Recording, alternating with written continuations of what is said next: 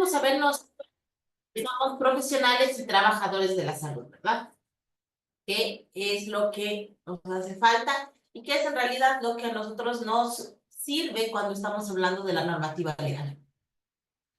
Ayer habíamos hablado, bueno, primero que nada, vamos a pedir que quien pueda prender sus camaritas las prenda. Nos quedamos aquí.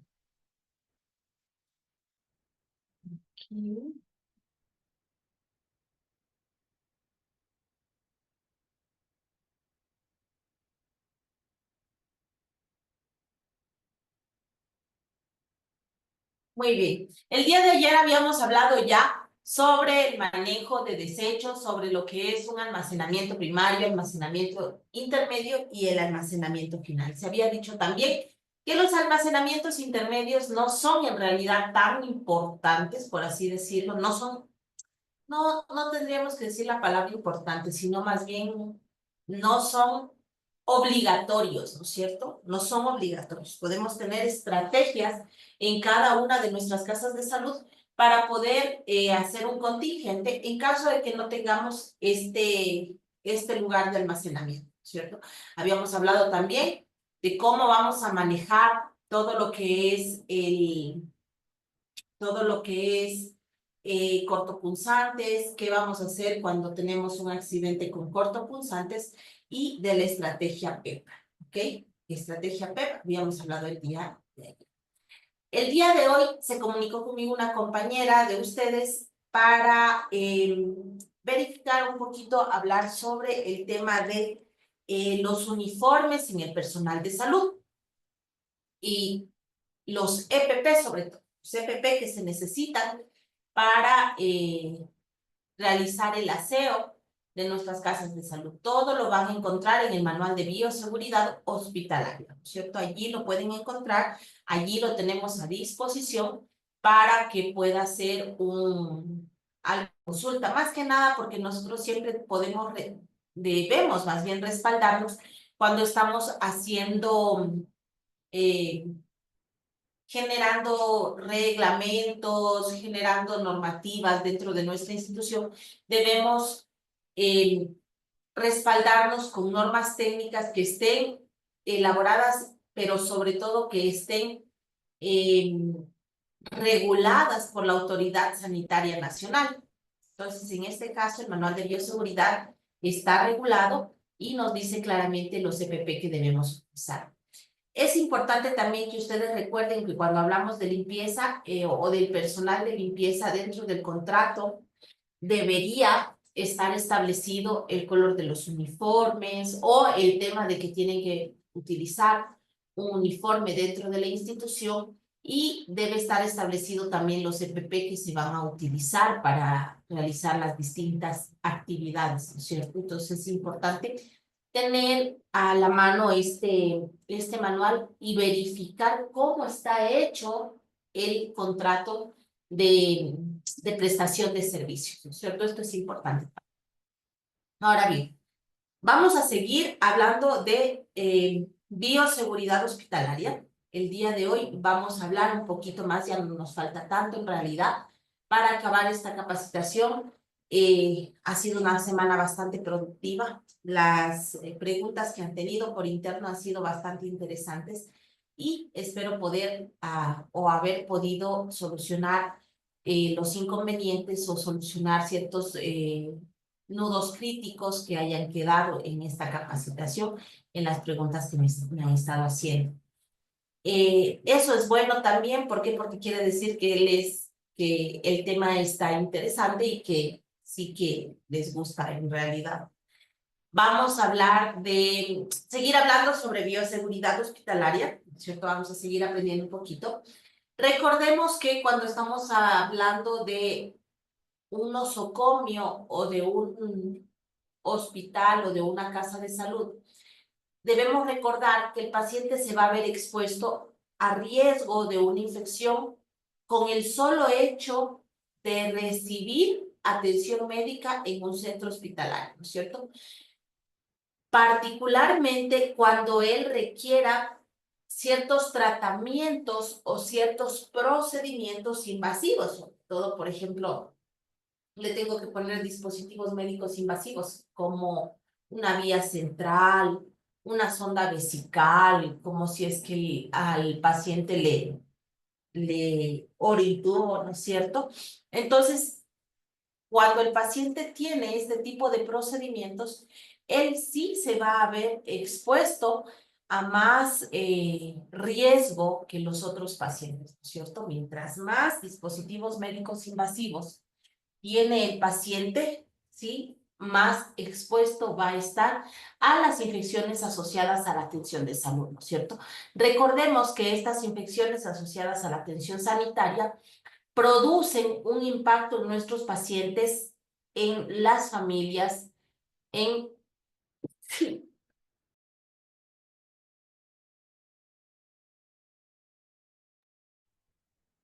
Ay, perdón, en el personal de salud y en la reputación, por así decirlo, o en la confiabilidad que brinda el centro de atención médica, ¿no es cierto?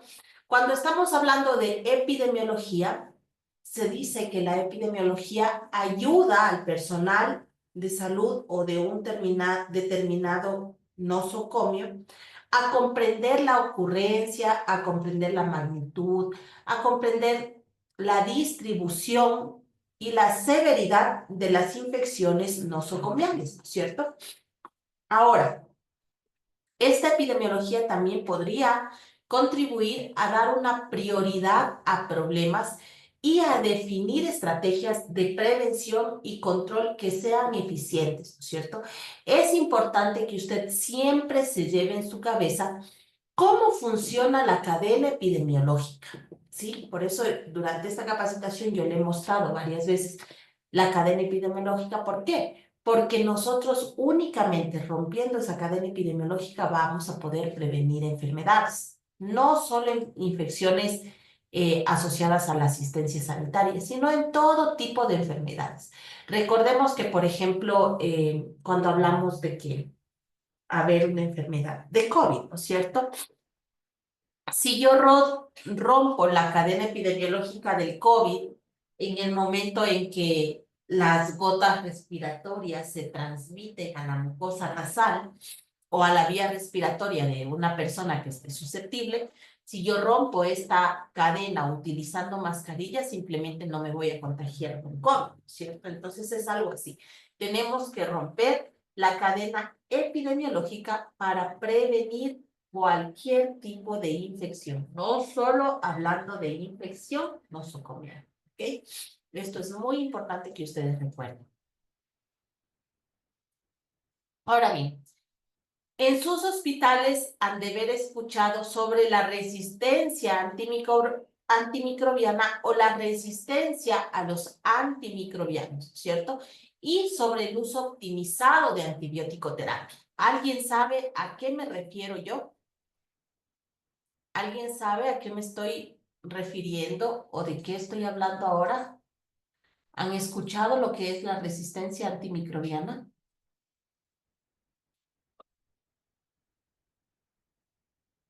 ¿No?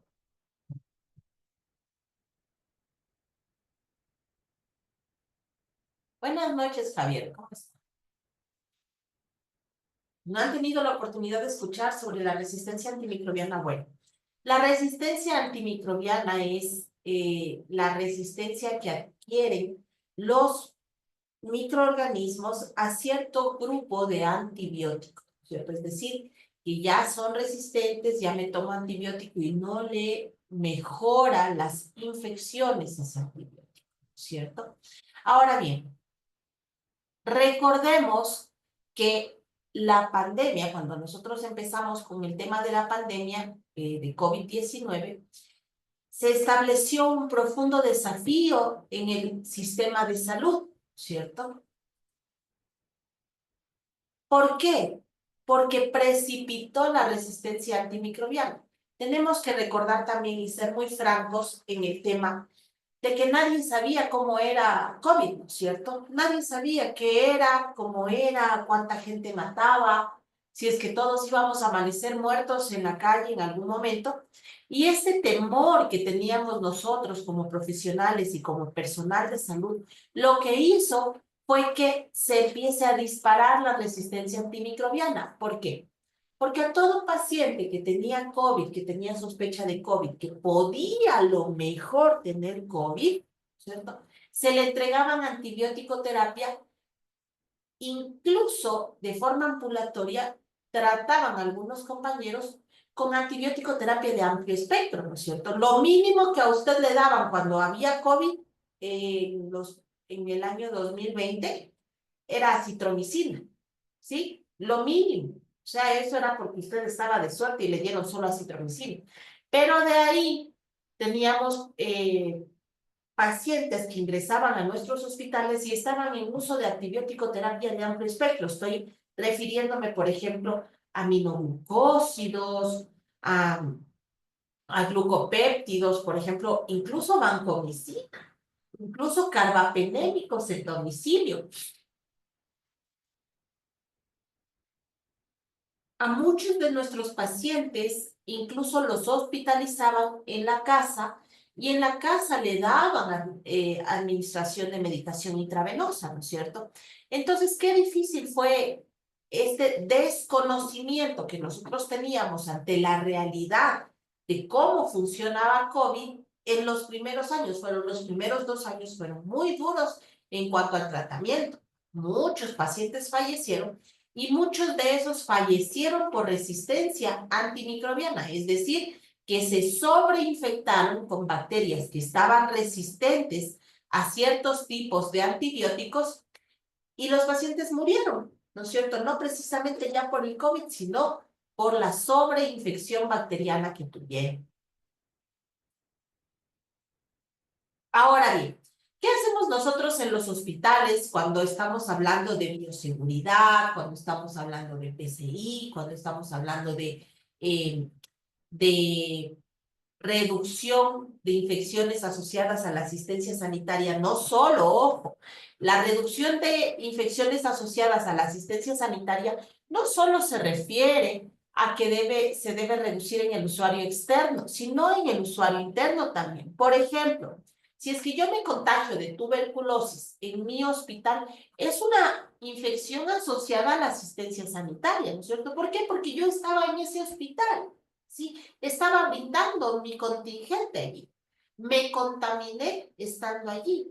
¿Puedo o no puedo haber mantenido las normas de bioseguridad? Eso no es punitivo, ojo, no es imputable, lo que sí es dañino para mi salud, ¿no es cierto? Y para la salud de mis pacientes, obviamente, pero no es imputable el hecho de que usted se contamine con algún microorganismo o de que se enferme por estar en el hospital y por estar en contacto con pacientes que sean infectados, ¿no es cierto? No bajo ninguna circunstancia es punitivo. Ahora bien, ¿qué hacemos nosotros para tratar de disminuir este tipo de infecciones en los hospitales? Primero que nada, es importante que recuerden que debemos hacer una vigilancia epidemiológica activa. Eso quiere decir que todos los días su médico epidemiólogo debe estar buscando algo, ¿cierto? Todos los días estoy buscando algo, estoy viendo cultivos microbiológicos, estoy viendo en las historias clínicas de los pacientes a ver si es que algún paciente se me infectó, ¿cierto? Es importante también que cada hospital o cada casa de salud tenga un programa de control de infecciones que esté muy bien estructurado, ¿cierto? Eso quiere decir, bueno, ya vamos a hablar de la estructura del programa de control de infecciones, pero debe estar bien estructurado. Me refiero a que debe tener un líder, debe tener un epidemiólogo, debería tener un infectólogo o un médico internista a sus veces, una enfermera de control de infecciones, debe estar funcionando con calidad, ¿no es cierto? En vinculación con calidad, con microbiología, con farmacia, mantenimiento, todos ellos hacemos parte del comité de control de infecciones, ¿sí? Hay que hacer un correcto seguimiento de los patrones de resistencias locales. ¿A qué me refiero esto? Que nosotros debemos presentar una cartilla microbiológica por lo menos una vez al año, a pesar de que la Dirección Nacional de Vigilancia Epidemiológica ya nos está sugiriendo que hagamos nuestra cartilla epidemiológica por lo menos unas 2 veces al año. ¿Qué es esta cartilla epidemiológica? Lo que es que nosotros vamos a generar en base a todos los cultivos positivos o los aislamientos positivos, como nosotros llamamos, de los resultados de las muestras biológicas que se tomaron en microbiología, ¿sí?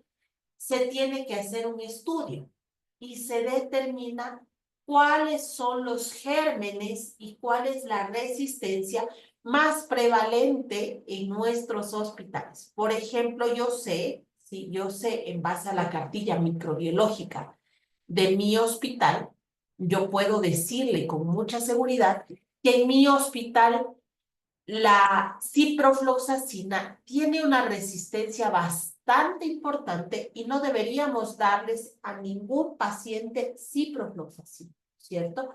Eso es el seguimiento a patrones de resistencia. Eso quiere decir ejercer una buena vigilancia epidemiológica y microbiológica. ¿A qué me refiero con ejercer una vigilancia microbiológica? ¿Sí? Me refiero a que si yo estoy vigilando patrones de resistencia en los cultivos de las muestras que son llevadas a microbiología, tengo que también, en base a esos resultados, por ejemplo, establecer aislamientos. ¿Cuántos pacientes tenemos que se contaminan con una KPC? Entonces, apenas el paciente se contamina con una KPC, nosotros como vigilancia epidemiológica tenemos la obligación, ojo, obligación de notificar esta contaminación y de establecer aislamientos adecuados y oportunos. La oportunidad, cuando estoy hablando de notificaciones, es no irnos más allá de 24 horas entre la captación y la notificación. Es decir, que me ingresa un paciente, ¿no es cierto? Hacemos un hisopado rectal por lo menos y en 24 horas me tendrán que entregar el resultado y deberemos tomar la decisión si ese paciente se va a aislamiento o se va a sala, ¿cierto? ¿Y qué necesito para esto, chicos? ¿Qué es lo que yo voy a necesitar? Primero que nada, necesitaré todos los datos de sensibilidad y resistencia antimicrobiana. Estos están plasmados ¿en dónde? En mi cartilla epidemiológica de microbiología, ¿cierto? Están plasmados.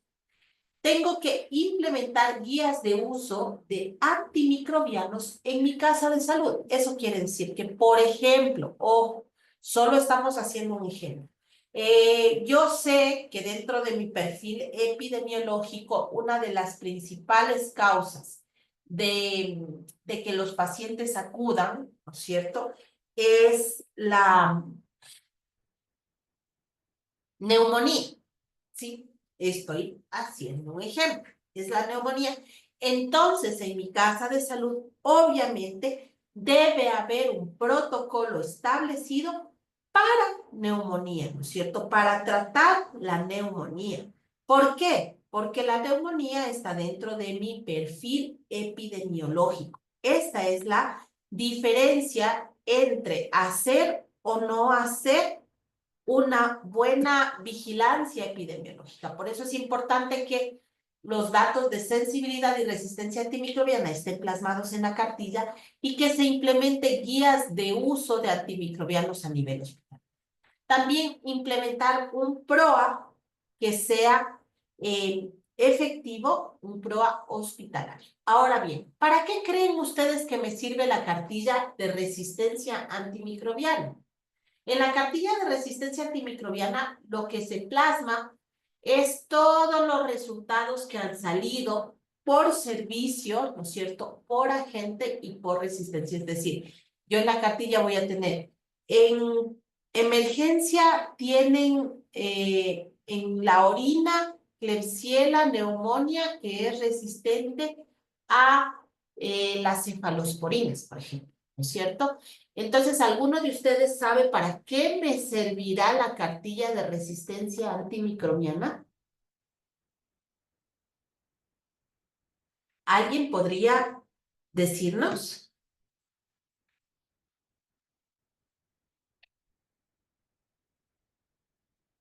¿No?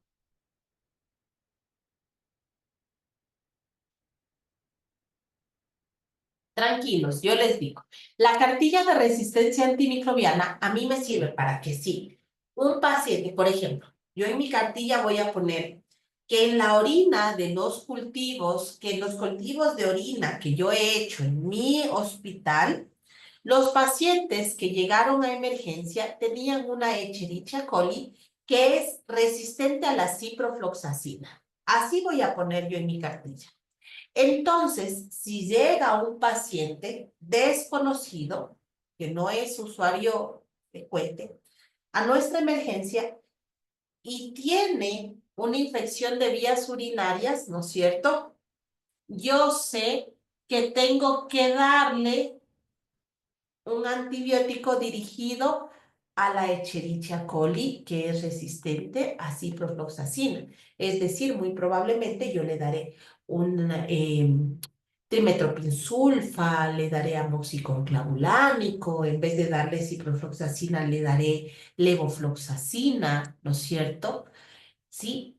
Gentamicina, todo eso le daré en vez de darle ciprofloxacina. Para eso nos sirve, para establecer antibiótico terapia empírica. La antibiótico terapia empírica significa que yo doy antibiótico a un paciente sin tener el resultado de un cultivo, ¿no es cierto? Solo por alguna sospecha clínica. Y nuestra sospecha clínica será basada ¿en qué? En nuestra cartilla microbiológica. Ahora bien, esta resistencia antimicrobiana se ha convertido en una crisis global. ¿Qué significa crisis global? Significa que afecta a todos los países de todo el mundo, ¿no es cierto? En todos los países tenemos, desde el país más rico hasta el país más pobre. Recordemos que, por ejemplo, aquí en Latinoamérica, el primer país que tuvo resistencia antimicrobiana de amplio espectro fue Colombia. ¿Sí? Entonces, por ejemplo, en relación a nosotros, Colombia está súper adelantado en el tema de qué? De tratamientos, es decir, ellos tienen más tratamientos que nosotros y ellos tienen más facilidad de diagnóstico que nosotros. Nosotros no en todos los lugares tenemos, por ejemplo, la posibilidad de hacer cultivos o de hacer estudios de biología molecular, pero en Colombia sí hay. ¿Y esto por qué? Porque ellos se dieron cuenta que buscando, que testeando, que tratando de ver la manera de llegar al diagnóstico de forma rápida, ¿no es cierto? Van a prevenir que se aumente la mortalidad por cierto tipo de agentes que resultan siendo eh, muy infecciosos para nuestro espacio, ¿cierto? Ahora bien, la resistencia a los antimicrobianos es un proceso natural que se ha observado desde que se descubrieron los primeros antibióticos. Recordemos que muchos antibióticos han sido creados en base de ¿qué? De microorganismos, ¿no es cierto? Los antibióticos se crean también en base a microorganismos. Y estos microorganismos van adquiriendo resistencia. Por eso es que encontraron hace pocos años una momia, ¿no es cierto? Y la momia tenía microorganismos que eran resistentes a carbapenémicos, ¿sí? Han encontrado en el suelo microorganismos resistentes a carbapenémicos en fósiles. Eso quiere decir que hace miles de millones de años nosotros ya teníamos resistencia antimicrobiana, ¿sí? Entonces, eso es importante. Ahora, ¿qué pasa si es que hace miles de años yo ya tenía resistencia antimicrobiana? Quiere decir que las bacterias van evolucionando, que cada vez va aumentando esa resistencia y resulta que nosotros muy pronto, muy pronto, vamos a enfrentarnos a una guerra o a un enemigo que crece y que mejora rápidamente y nosotros vamos a estar sin armas. ¿no es cierto? Sin armas. ¿Por qué? Porque en vista de que esta resistencia antimicrobiana ha aumentado, nosotros ya no tenemos antibióticos para tratar. ¿Y a qué me refiero con que no tenemos antibióticos para tratar? Me refiero a que en la actualidad ya no se han descubierto, ¿no es cierto? Ya no se han descubierto ciertos grupos de antibióticos. ¿Por qué? Ahora hay menos investigación en este tema, ¿sí? Porque hay temas o enfermedades que resultan más convenientes para las farmacéuticas, como por ejemplo tratar el cáncer. Es súper, súper, súper bueno para las farmacéuticas tratar el cáncer, hacer medicamentos para el cáncer. ¿Por qué? Porque, por ejemplo, tenemos una inyección, ¿no es cierto?, que sirve para algunos tipos de leiomiosarcomas, que no me acuerdo el nombre de la inyección ahorita, pero que tienen un costo entre $8,000, $5,000 a $8,000, y que todo el tratamiento le cuesta al paciente de 250 a $300,000, ¿no es cierto? Entonces, obviamente va a ser más productivo, más rentable para las farmacéuticas generar este tipo de medicamentos y dejar a un lado todo lo que son antibiótico-terapia. En la última década se ha visto, bueno, ya vamos a hablar más adelante, la terapia con fagos, que también es muy buena y está poniéndose en una posición bastante, bastante alentadora para nosotros como profesionales de la salud. ¿Por qué? Porque recordemos, mire lo que dice aquí, que los antibióticos a nosotros nos sirven para la lucha contra enfermedades infecciosas, para una batalla contra ciertas condiciones médicas especiales, como por ejemplo tenemos pacientes que están con fibrosis quística, pacientes de trasplante renal, ¿no es cierto? Que obligatoriamente tenemos que dar antibióticos a esos pacientes, entonces nos sirven y nos ayudan en la batalla de ciertas condiciones médicas especiales. Y también porque intervienen en avances quirúrgicos, ¿no es cierto? Los antibióticos intervienen en avances quirúrgicos. Por ejemplo, si voy a poner una prótesis a un paciente, tengo que hacer un baño antibiótico previo, ¿no es cierto? Entonces, esto es importante que sepamos, ¿cierto? Y mira aquí, esta imagen a mí me parece espectacular. ¿Por qué? Porque se trata de un estudio, ¿no es cierto? De un estudio que lo hizo O'Neill. Pero O'Neill lo hace este estudio en el año 2016 y hace una correlación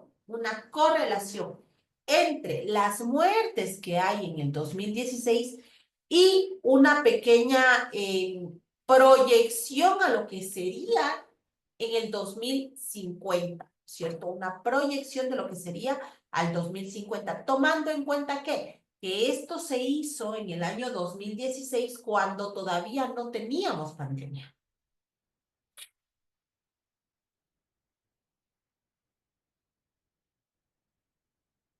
Randy, póngale a entrar, ya la compañera de Saga le va a dar el acceso. Entonces, ¿qué resulta y pasa? Que O'Neill nos decía que para el 2016 habían muerto 700,000 personas, mire, a causa de la resistencia antimicrobiana. En el 2016, 700,000 personas. Y decía O'Neill que para el año 2050 iban a haber 10 millones de muertos, ¿cierto? Es decir, que era una curva súper amplia. ¿Qué pasó con la pandemia? ¿Cierto? ¿En qué o cómo se traducía lo que dijo O'Neill? O'Neill, con esta proyección que a nosotros nos da para el 2050, que nos dice que van a morir, mire, 10 millones de personas cada año por resistencia antimicrobiana, es decir, que iba a aumentar de 700,000 en el año 2016 a 10 millones de personas por año en el 2050, ¿no es cierto?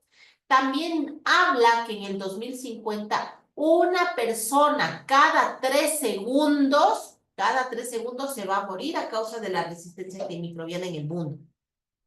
Eso quiere decir que yo cuento así. 1, 2, 3, se murió. 1, 2, 3, se murió. 1, 2, 3, se murió. 1, 2, 3, se murió. ¿No es cierto? Es súper rápido. ¿Por qué? Porque 10 millones de personas en cada año. Sí, eso da, si usted se pone a hacer los cálculos, a una persona cada 3 segundos. Es dramático en realidad lo que proyectaba O'Neill. Y decía también O'Neill que el costo en pérdidas globales de productividad iba a ser aproximadamente 100 billones de dólares al año, ¿cierto?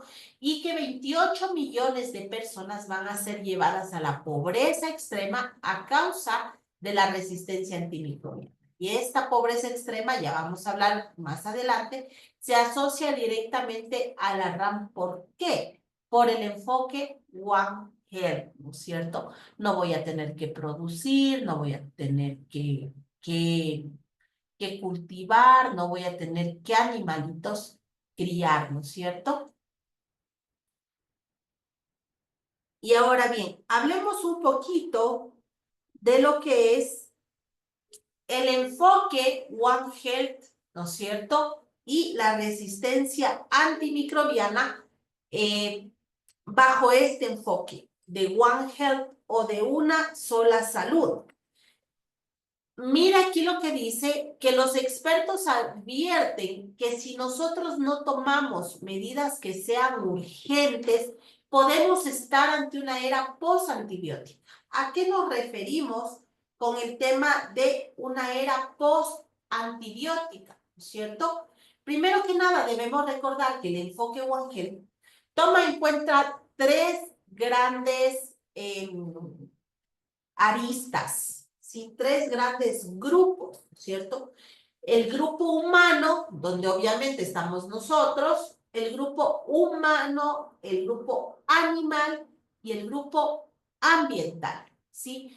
Dice el enfoque One que estos tres grupos son importantísimos y tenemos que tratar de proteger a estos tres grupos para poder evitar esto, una era post-antibiótica. ¿Ok? Pero ¿y qué vamos a hacer? ¿Qué se nos ocurre que tenemos que hacer ante esto? Son muchas las cosas que tenemos que hacer, ¿no es cierto? ¿A alguien se le ocurre qué tenemos que hacer si decimos que somos importantes? Tanto los animales como los humanos y el ambiente, ¿a alguien se le ocurre qué es lo que tenemos que hacer?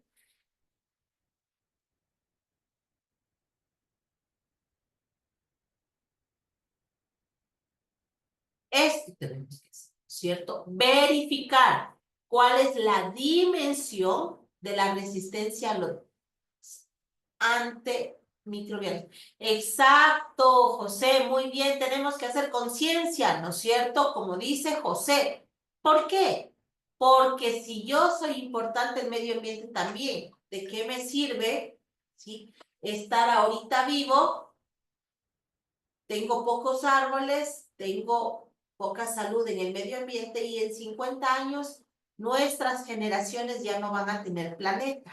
Y esto no se dice solo porque somos ambientalistas. Yo sí soy ambientalista, la verdad es que trato de comer comida orgánica, que casi no la consumes, no mucho el tema de la emisión de gases, no utilizar sprays para nada. Sí, cuidar el agua, perfecto. Ya vamos a ir viendo ahorita. Observe aquí. El suelo, escuche, eh, vamos a tomar en cuenta que aunque las consecuencias más visibles de la resistencia a los antibióticos se han observado en nuestro ámbito, ¿no es cierto? En el ámbito hospitalario, en el ámbito clínico, la resistencia a los antimicrobianos es un problema que se va mucho más allá, ¿no es cierto? Más lejísimos. Incluye también estos impactos medioambientales, ¿verdad?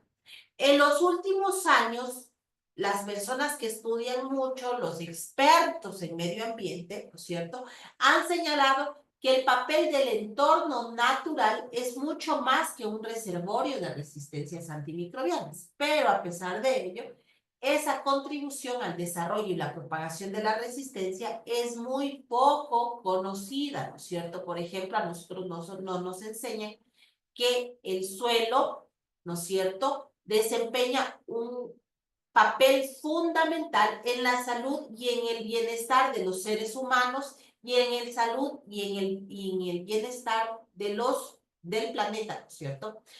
Recordemos que el suelo tiene diversidad microbiológica amplia, ¿no es cierto? Es esencial esa diversidad microbiológica, ¿para qué? Para mantener la calidad del suelo, ¿ok? Se dice, y aquí es importante que recordemos, que un solo gramito de suelo puede contener aproximadamente 1.000 millones de bacterias, ¿cierto? Y muchísimas especies de bacterias, no solo un tipo de bacteria en el gramo de suelo que estoy cogiendo, muchas bacterias y más de 1.000 millones de bacterias, ¿no es cierto? Los microorganismos del suelo van a producir de forma natural un montón de metabolitos secundarios que se llaman, y estos actúan, como les dije anteriormente, como antibióticos, como antifúngicos, como antivirales y también como antiparasitarios, ¿cierto? Por eso estas bacterias se hacen resistentes a ciertos compuestos también. Por ejemplo, el suelo actúa como el reservorio de las resistencias y ya acabamos de ver. Mira aquí lo que dice, que el agua actúa en cambio como un vehículo de propagación de resistencia, ¿cierto? Por ejemplo, vamos a decir que una de las mayores fuentes de resistencia a los antimicrobianos son los efluentes de ciertos depuradores o de lo que se llama las plantas, ¿no es cierto? Las plantas tratamientos de agua, ¿no es cierto? Sin embargo, no van a ser los únicos, no van a ser los únicos. ¿Qué pasa, por ejemplo, con los basureros? Producen lixiviados. ¿Y qué pasa con ese lixiviado? ¿No es cierto? Es algo para pensar. Y también el aire va a ser como un reservorio, ¿no es cierto?, de resistencias. Recordemos que hace aproximadamente unos de 8 a 10 años, no estoy tan segura, ¿no es cierto? De 8 a 10 años fue que se dio esto de que sacaron unas personas que no habían sido contactadas todavía en el Oriente, ¿no es cierto? Que nunca habían tenido contacto con otros seres humanos de otras razas, solo con su tribu. Y estos pacientes tenían resistencia antimicrobiana. Ajá. Sí. ¿Y cómo pueden tener resistencia antimicrobiana si nunca han estado en contacto del ser humano, de otro ser humano? Pues bien, sí pueden. ¿Por qué? Porque los afluentes, o sea, donde sale el agua de, de las casas, a veces se van a los ríos, ¿no es cierto? O al sistema hidrosanitario y se va a las plantas de tratamiento. Pero todos esos líquidos pueden tener algo de microorganismos que sean resistentes, ¿cierto? Entonces eso tenemos que tomar en cuenta. Y estos microorganismos, cuando usted riega los campos con esta agua también, ¿no es cierto?, puede evaporarse y en esa evaporación subir los microorganismos, vienen las corrientes de aire y se llevan lejos, ¿cierto? Se los llevan lejísimos. Entonces, esta es la manera por la que probablemente, ojo, probablemente pudo haberse contaminado este grupo de personas que encontraron, ¿no es cierto? Me parece que fue en el día azul. Ahora, ¿cuáles son las vías de liberación de los contaminantes emergentes al medio? Por favor, observe esta gráfica porque más clara no puede ser, ¿no es cierto? No puede ser más clara esta gráfica. Observe. Aquí dice, ¿no es cierto? Aquí dice que nosotros, que hay varias modalidades para hacer el ciclo de agua de los contaminantes. Una porción, observe aquí, por favor, déjenme poner mi punterito. una porción, mire aquí, se va a una planta de tratamiento, una porción de los que se desecha de los hogares, una porción de lo que se desecha en las casas de salud, de lo que se desecha en las escuelitas. Solo una porción se va a la planta de tratamiento de aguas. ¿Y qué pasa con la otra porción? Se va directamente a las alcantarillas, ¿no es cierto? Pueden ser también de industrias, ¿sí? ¿Y esto qué va a generar? Que se vaya a los afluentes de agua, ¿no es cierto? Y de allí, una vez que están en estos afluentes, ¿de dónde sale el agua para regadío? ¿No es cierto? De estos afluentes. Van y riegan la comida, bueno, los terrenos con esta agua de regadío. Dan de beber a sus animales con esta agua de regadío. ¿Y qué pasa? ¿No es cierto? ¿Qué pasa? Que después nosotros consumimos esa carne, consumimos esas verduras que tienen remanente de antibiótico terapia, ¿cierto? Mira aquí, no quise dejar atrás, porque es importante también, bueno, todo es importante en realidad, a mí me parece todo importante.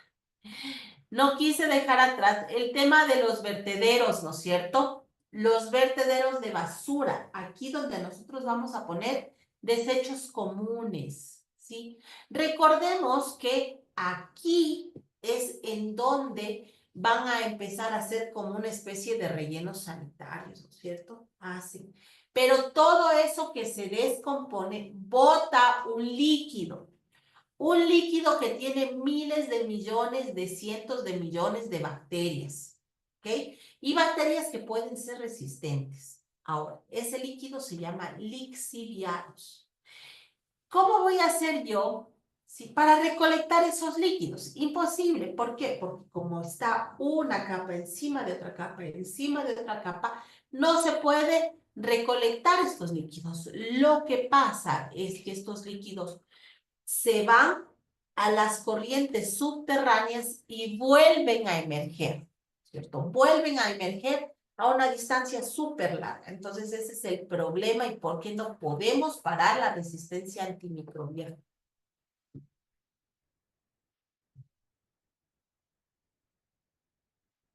Mira aquí, el cambio climático y la resistencia a los antimicrobianos. Vamos a decir, ¿no es cierto?, que en la actualidad, ahorita, este día, el día de hoy, el mundo se enfrenta a una de las mayores crisis climáticas de la historia humana, ¿cierto? Existen actividades antropogénicas, por ejemplo, la quema de combustibles, combustibles fósiles en especial, como por ejemplo el carbón, el petróleo, el gas. Toda esta quema lo que han hecho es que han aumentado, ¿qué? La temperatura del planeta, ¿no es cierto? Hay muchos expertos que nos están diciendo que si no tomamos medidas que sean urgentes para reducir las emisiones de gases y este efecto invernadero a finales del siglo XXI, vamos a alcanzar un punto que ellos llaman punto de no retorno, ¿cierto? ¿A partir de qué? A partir de cuál ya no vamos a poder frenar el cambio climático. Ya no podemos hacerlo, ¿ok? Entonces, se dice que el cambio climático es un fenómeno que está fuertemente ligado a la salud humana, ¿no es cierto? Y podría aumentar la mortalidad asociada a la transmisión de enfermedades infecciosas, ¿no es cierto? Y sobre todo, afectar ¿a qué? Afectar a la seguridad alimentaria. Mire que cómo se va complementando todo y cómo se va engranando todo, ¿no es cierto? Va a aumentar la mortalidad asociada a la transmisión de enfermedades infecciosas, también está este cambio climático. ¿No más? Recordemos que, por ejemplo, también sucede ahora último que estos fenómenos meteorológicos, ¿no es cierto?, extremos, como por ejemplo, como por ejemplo estas olas de calor, ¿no es cierto? Estas olas de calor generan impactos, ¿no es cierto? ¿En qué? Impactos en las cosechas, ¿sí? Por ejemplo, viene una ola de frío. ¿Qué pasa con los cultivos? Esos cultivos se queman. O una ola de sequía. ¿Qué pasa? Recién acabamos de pasar por una sequía extrema en realidad. ¿Qué pasa? Que vamos a tener menos comida, ¿cierto? Pero ahí me van a decir, pero esto de la bioseguridad, ¿qué tiene que ver con esto? Tiene que ver mucho. ¿Por qué?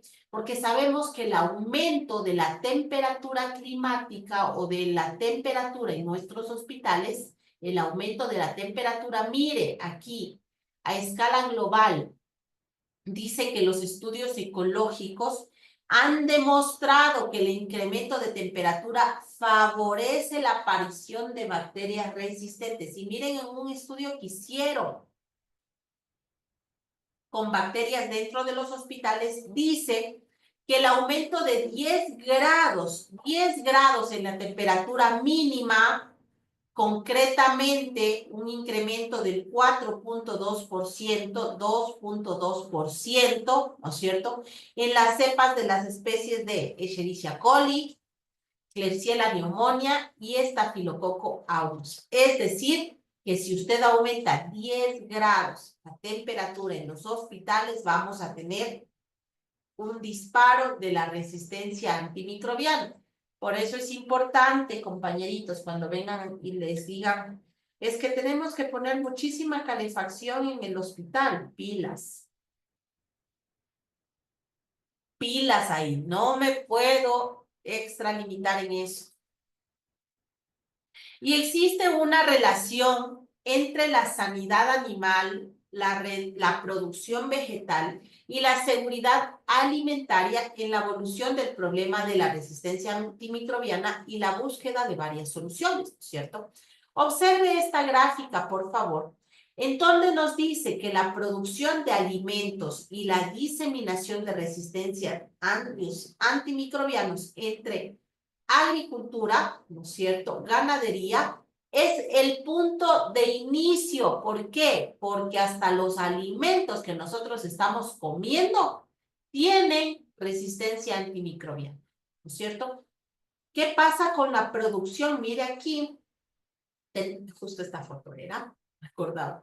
Tenía esta foto de lo que dice que hay que controlar la salud animal para controlar la resistencia antimicrobiana. ¿Ustedes han visto cómo crían ganado? ¿Han visto? O las granjas porcinas o las granjas avícolas. Yo la verdad es que soy una persona súper curiosa. Usted no tiene idea lo curiosa que soy. Y yo sí me he ido a granjas avícolas para ver cómo funcionan, porque tenía mucha curiosidad en un momento. Y sí me he ido a granjas porcinas también, y también me he ido a haciendas para ver cómo, qué pasa, qué hace. A los cerdos, cuando se enferman, les dan colistina. A los pollitos, cuando se enferman, les dan antibiótico terapia. Y a las vacas, cuando se enferman, también les dan colistina. Imagínese usted comer este tipo de alimentos, sí, los balanceados. De hecho, los balanceados, Marco, ya en algunas empresas los mezclan con antibióticos, ¿sí? Aparte de las hormonas que les ponen, sí, para crecimiento y todo, pero en algunas empresas los mezclan con antibiótico terapia. ¿Y qué estamos comiendo? ¿No es cierto? Estamos comiendo cepas resistentes. Y por eso es que, por ejemplo, viene una paciente virgen de antibióticos digo, que tiene 60 años, que nunca ha tomado antibiótico terapia, viene a su casa de salud hecho pedazos con una infección de vías urinarias, le hacen un cultivo y ¡pam!, le sale una Escherichia coli resistente a todo. ¿Por qué? Porque vive en el campo y porque come estos animales y porque todo lo demás, porque actualmente ya no existe conciencia en la producción animal. Por eso es que ahora agrocalidad se llama, esta solo es una lámina que les puse para que ustedes tengan conocimiento nada más. Actualmente agrocalidad está hecho cargo de eso, ¿no es cierto?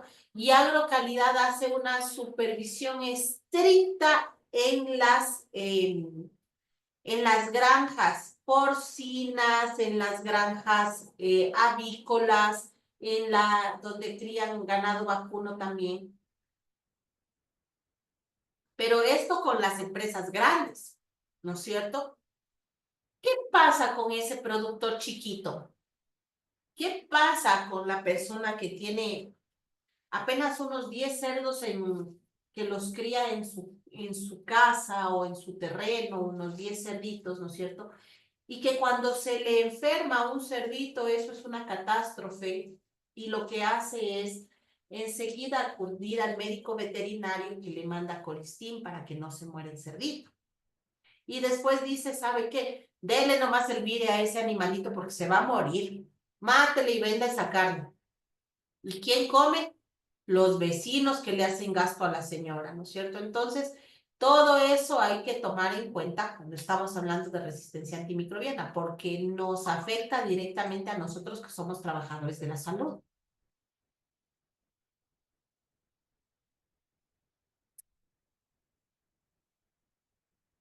Y mire aquí, ¿qué pasa con estos animalitos?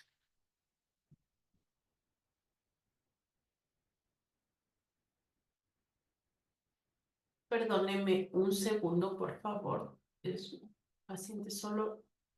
Le digo que no estoy atendiendo 2 segundos.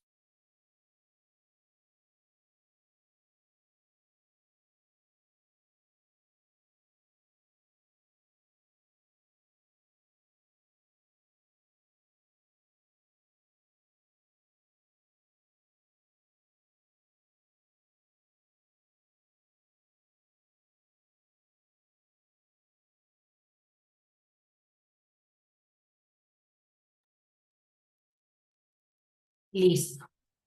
Entonces, ¿qué pasa con estos animalitos? ¿Sí? Nuestras mascotas también están al lado de nosotros, ¿no es cierto? ¿Y qué pasa cuando su mascota se enferma? Usted le lleva al veterinario. No importa lo que le den, pero sálvela a mi mascota, ¿sí? Según un estudio reciente sobre el uso de antibióticos en perritos y gatitos en Estados Unidos, es muy común la administración de antibióticos de amplio espectro o incluso administración de ciertos antibióticos que son considerados como críticos en animales, ¿no es cierto? Y mire aquí, el 83% y el 71% de respectivamente de los antibióticos administrados, mire, entre antibióticos de amplio espectro o antibióticos críticos que son de uso humano, se utilizan con los animales. Y cuando hicieron este estudio encontraron que el 25% de los animalitos a los que estudiaron tenían resistencia antimicrobiana, es decir, tenían bacterias resistentes. Y de esas bacterias resistentes, el 13% eran multiresistentes, es decir, resistente a todo. Exacto, sí, tiene toda la razón. José, los animales también son dueños de nuestro planeta, pero los estamos matando utilizando tanto antibiótico en ellos también. ¿Y qué podemos hacer? ¿Qué vamos a hacer nosotros como personal de salud? Primero que nada, en los establecimientos de salud se está implementando esto que se llama PROA. El PROA es el programa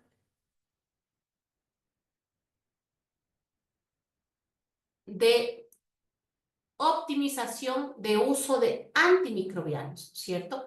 Eso es el PROA. Lo que busca es reducir el desarrollo de la RAM a través de un compromiso entre las compañías farmacéuticas, ¿sí? Y fomentar el uso apropiado de antimicrobianos. Por ejemplo, ahora, no en todas las farmacias, pero usted se va a una farmacia grande de estas de cadena y quiere comprar un antibiótico y le dice, déjeme ver la receta, por favor. ¿No es cierto? Es un pasito. Aumentar la inversión en el desarrollo e investigación de nuevos antimicrobianos. ¿Por qué? Porque ya no tenemos antimicrobianos. Ya no tenemos. Aquí en el país, ceftazidima avibactam es extremadamente caro, súper caro. Si usted se enferma con una bacteria multiresistente, ojo, le digo, no hay este antibiótico en el cuadro nacional básico. Eso quiere decir que en los hospitales no va a haber, tiene que comprar de su bolsillo. ¿Y sabe cuánto vale? A diario entre 400 y $600 día. Y el paciente tiene que utilizar un protocolo de 15 a 21 días. Y eso no le asegura que viva, porque capaz que se muere con la resistencia antimicrobiana, que es lo que les pasa a muchos pacientes en nuestras casas de salud. Entonces, ¿qué pasa? Que nosotros, aparte de Ceftriaxona, no tenemos nada más, a diferencia de Colombia. Colombia tiene más antibióticos. Entonces, es importante traernos un poco de antibióticos, o sea, hacer que el Estado permita la adquisición de otro tipo de antibióticos para tratar de salvar más vidas, pero ¿a qué costo?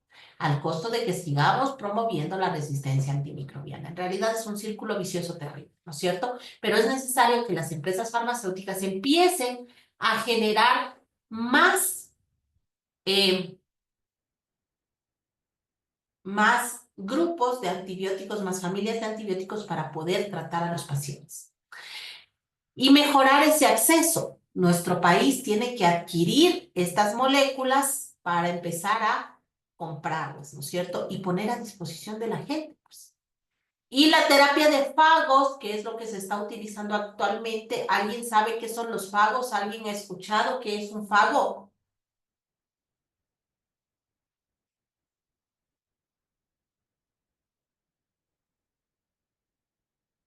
¿No? ¿No han escuchado?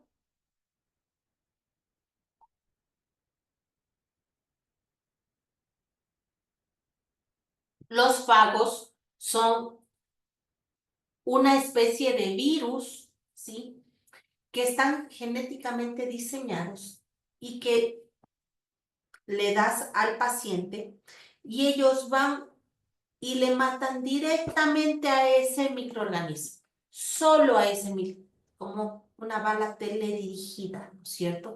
Que daña la estructura de la bacteria, ¿sí?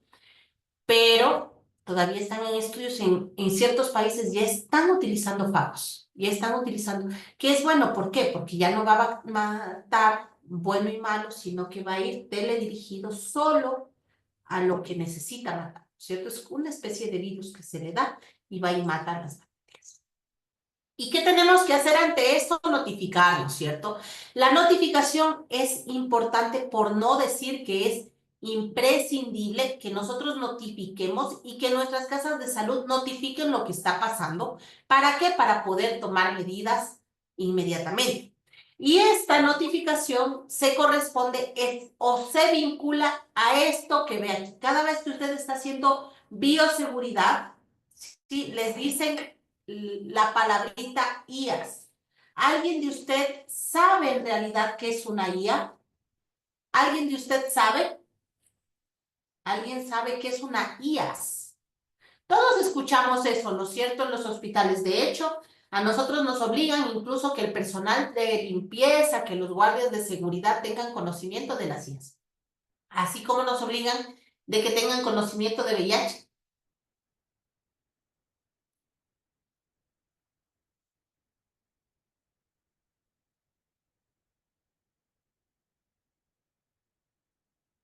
Perfecto, José. Infección intrahospitalaria, infecciones asociadas a la salud, ¿sí? Son esto, son infecciones relacionadas con la atención de salud, ¿no es cierto? ¿Eso qué quiere decir en realidad? Quiere decir, por ejemplo, vamos a hacer un ejemplo. Yo, Joana Villamarín, el día de hoy me caigo y me rompo una pierna. Ojalá que no suceda, vamos a tocar madera. Me caí y me rompí una pierna. Voy al hospital y en el hospital me ve el traumatólogo. Ojo, yo estoy sanita, solo con mi alergia de todas las noches, porque tengo una rinitis, por eso solo está muy congestionada y estornudo mucho. Entonces, no tengo ninguna otra infección aparte. Solo me caí y me rompí una pierna. Llego al hospital y me dicen, no, doctora, hay que operarle de emergencia y hay que ponerle una placa en esa pierna porque está terriblemente fracturada. Me meten a quirófano, me operan, ¿sí? Y después de 3 días yo empiezo con signos de neumonía. Me da fiebre, me da tos, no puedo respirar bien, me tienen que poner oxígeno. Tengo mis marcadores sanguíneos inflamatorios e infecciosos elevados. me contaminé, me dio una neumonía. Esa neumonía yo no la tenía cuando entré al hospital, la adquirí en el hospital. ¿Por qué? A lo mejor el rato que me iban a operar y de la anestesia que me intubaron, el anestesiólogo, algo pasó. A lo mejor no se lavó bien las manos. Capaz que el sitio en la habitación donde yo estoy está contaminada. Estuvo un paciente y no la desinfectaron. Capaz que no cambiaron las sábanas donde yo estaba acostada y me acosté en unas sábanas sucias que estaban contaminadas con algún microorganismo. Eso es una IAS. Quiere decir que yo adquiero una infección durante mi estancia hospitalaria que no fue la causa o que yo no tenía esa infección cuando entré al hospital. Eso es una IAS, ¿no es cierto? Ojo, hay que tomar en cuenta que, primero que nada, cuando le dicen a usted que no puede haber ninguna IAS en el hospital, es una mentira. Es una mentira.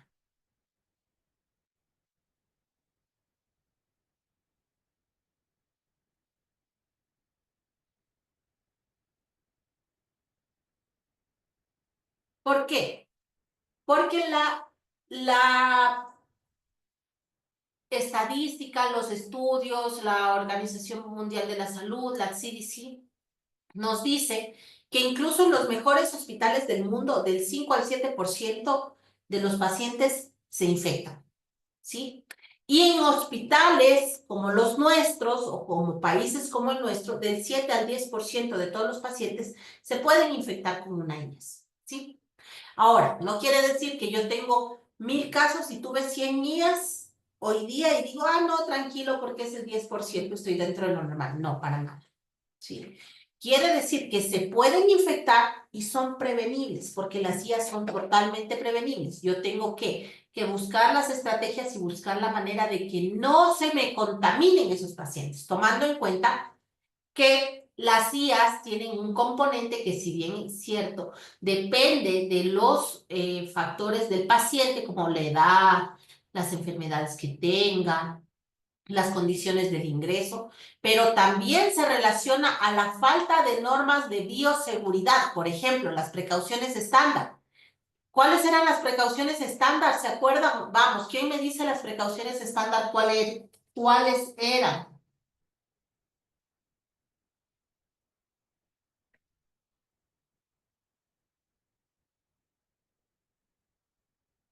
¿No? ¿No se acuerdan las precauciones estándar? Vamos, chicos, sí se acuerdan.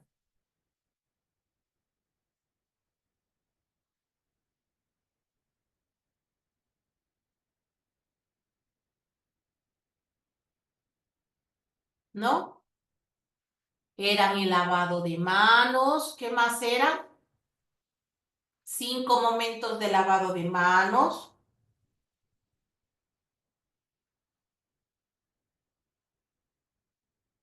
El uso de PP, el uso de guantes está dentro del uso de PP. ¿Qué más? ¿Alguien se acuerda más? Todo lo que hemos estado hablando estos días, vamos,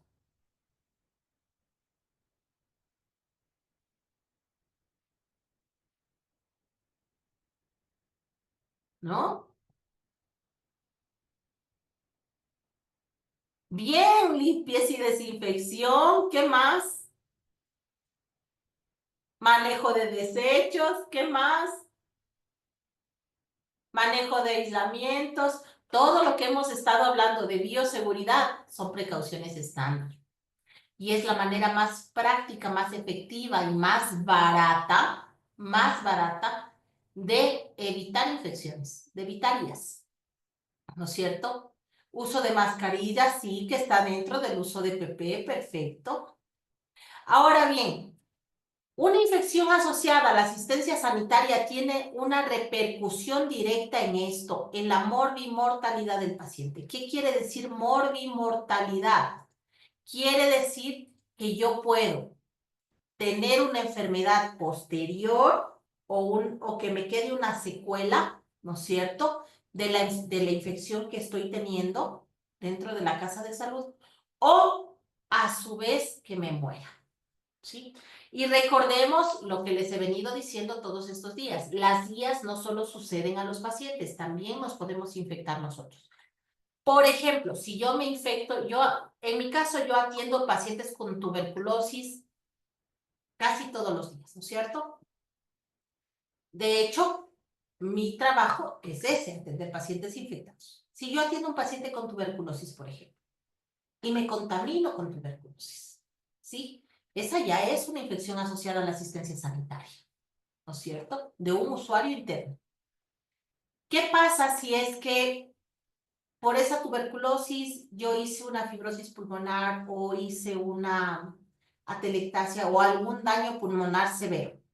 Esa es repercusión a la morbilidad. ¿Qué tal si por la tuberculosis me morí? Repercusión a la mortalidad, ¿no es cierto? Eso es cuando estoy hablando de repercusión a la mortalidad. Y ahora bien, ¿cuál es el impacto de las IAS? ¿Sí? Vamos a resumir un poquito esta tabla que está bastante grande, ¿sí?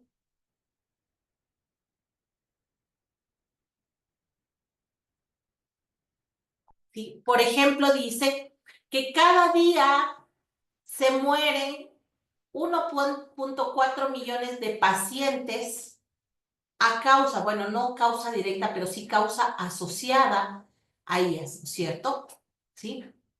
Y mire, 1.7 millones de IAS contribuyen a la ocurrencia directa, ojo, directa de 99,000 muertes cada año. Imagínese lo que es eso, ¿no es cierto? Imagínese lo que es eso. La una es mortalidad, es infección asociada, ¿no es cierto? Y la otra es la mortalidad. Las tasas más altas de infecciones por 1,000 pacientes día se registran en las UCIs.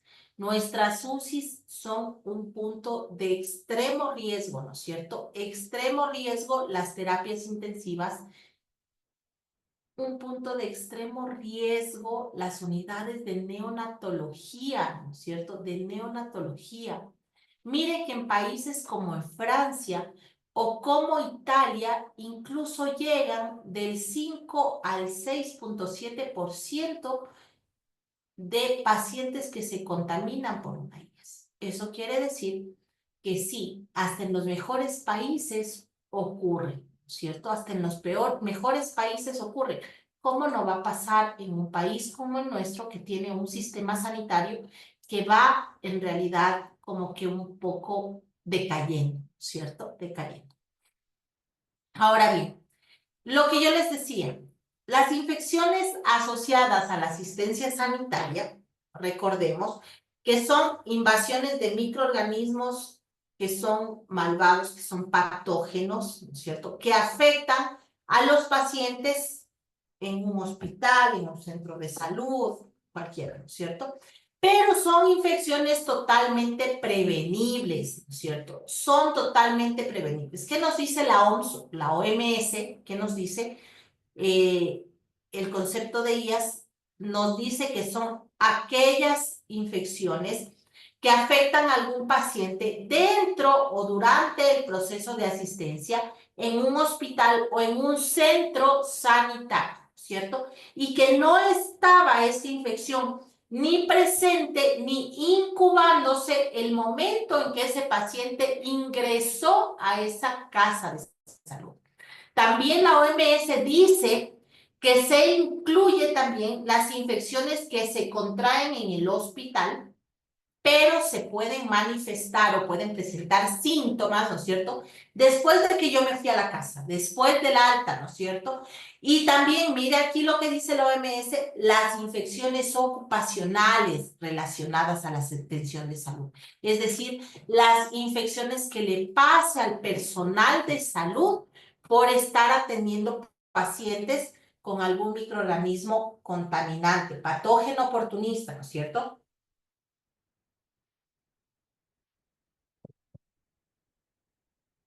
Ahora bien, para describir estas infecciones, estas IAS, también se les puede llamar, y justo esto quiero decirles hoy porque estoy con una lista nueva de control de infecciones, que tiene todas las ganas de ir aprendiendo, ¿no es cierto? Estoy moviéndome en esta silla. Entonces, tiene todas las ganas de aprender, pero todavía no sabe muchos conceptos. Estamos trabajando, nos estamos engranando ahorita. Entonces, ella hoy día, yo le decía, a ver, Licen, hay que hacer la investigación de este paciente, investiguemos, veamos, hagamos todo, ya. Y cuando al final del día yo me estaba yendo y me dice, Doc, ¿a qué se refiere usted cuando dicen infecciones nosocomiales? Porque han puesto infección nosocomial. Y yo decía, Joana, qué mensa eres, no le diste el glosario de palabras. Y hacía una mea culpa, ¿no? Porque decía, por tu culpa, por tu culpa, por tu gran culpa, porque debiste darle un glosario de palabras para que vaya concatenando, ¿no es cierto? Por ejemplo, se dice que las IAS también se las puede llamar infecciones nosocomiales, infecciones hospitalarias, ¿no es cierto? Le saben poner ahí, está con una neumonía nosocomial. ¿Por qué le llaman nosocomial? ¿Alguien sabe por qué le dicen nosocomial? ¿Alguien sabe?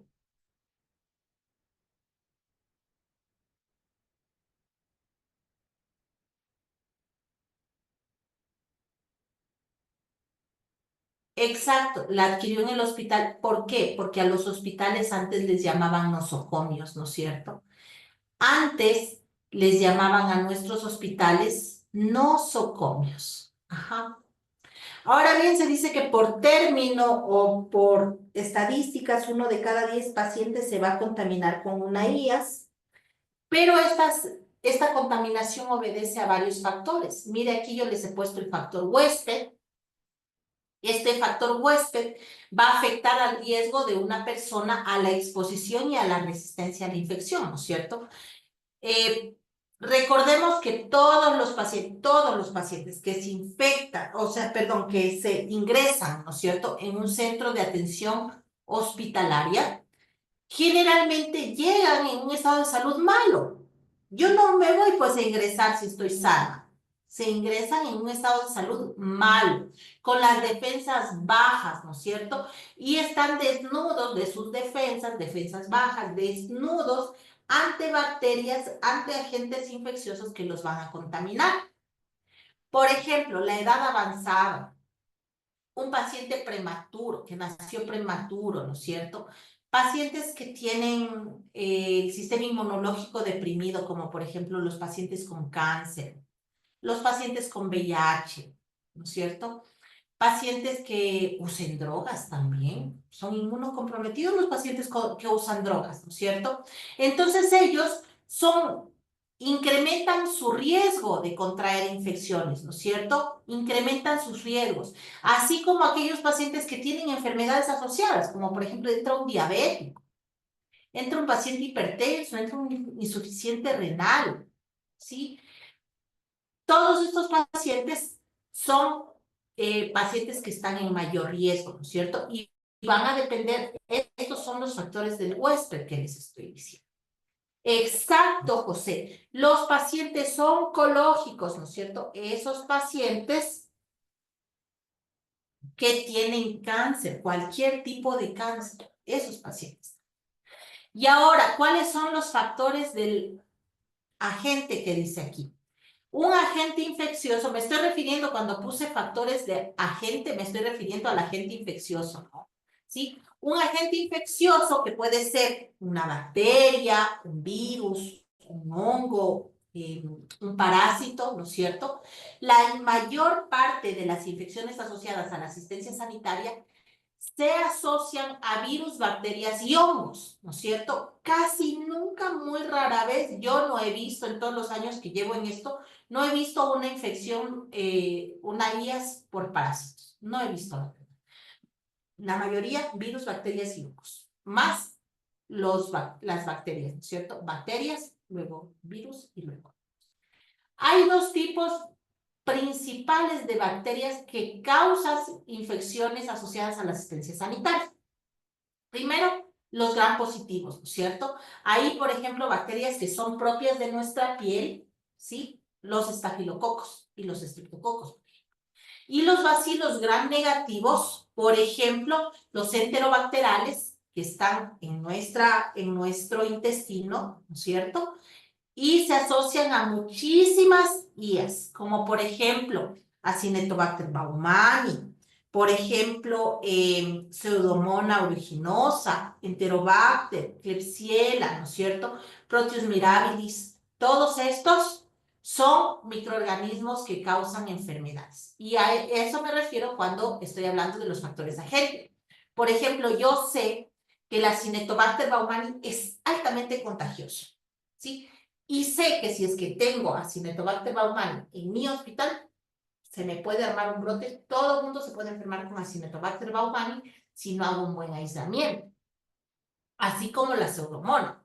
Si es que tengo pseudomonas, tengo que aislar a todos los pacientes que tengan pseudomonas, ¿sí? Y ahí sí, un buen aislamiento, que sea estricto, que nadie pase, que nadie salga, que no tenga visitas de familiares o si va a tener visitas, que sean muy restringidas las visitas, ¿no es cierto? Y que si van a pasar visita, solo el médico tratante y un médico residente, nada de internos, nada de nadie, no tienen por qué entrar más gente, solo el personal necesario, una sola enfermera. Una enfermera tendrá que hacerse cargo durante todo el turno, obviamente no exclusivamente para ese paciente, pero una enfermera en lo posible de todos los aislamientos. ¿Para qué? Para reducir el riesgo de contaminación hacia el resto de pacientes y hacia el personal, ¿sí? Porque hay microorganismos que son altamente patógenos y ven, por eso se les llama patógenos oportunistas, porque ven una oportunidad y toma, ahí empiezan a infectar. Ahora, existen también los factores ambientales y aquí entran factores que son en cambio extrínsecos y que afectan ya sea al agente infeccioso o al riesgo de la persona de verse expuesta a ese agente infeccioso, ¿no es cierto? Como por ejemplo, ¿qué? El ambiente animado y el ambiente inanimado. Cuando estoy hablando del ambiente animado, estoy hablando del personal de salud. Esa persona que no se lavó las manos, esa persona que no hizo los 5 momentos, esa persona que no se puso los EPP o que estaba reutilizando EPP en todo el piso, ¿no es cierto? Ese es un ambiente animado, ¿no es cierto? Y ahora, el ambiente animado no solo incluye al personal de salud, también incluye a los familiares, a los visitantes, ¿no es cierto? Por eso cuando estamos con un aislamiento con pacientes inmunocomprometidos, tenemos que restringir visitas. Y el ambiente inanimado, en cambio, que incluye, por ejemplo, el instrumental, ¿no es cierto? Los equipos médicos, las superficies del ambiente, si es que me hicieron bien el menaje, si es que me hicieron bien la limpieza y desinfección, la limpieza de la unidad que lo hace el personal de enfermería, ¿no es cierto? La temperatura del ambiente, si es que está más temperatura, incrementa la resistencia antimicrobiana, ustedes ya lo acaban de leer, ¿no es cierto? La humedad del ambiente, ¿ok?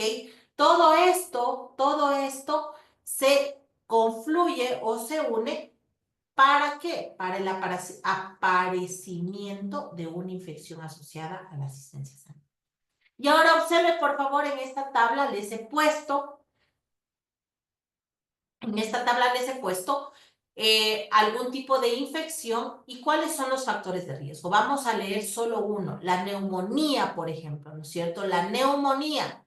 Mire, ¿cuáles son los factores de riesgo de que una persona que ingresa a nuestro hospital tenga neumonía?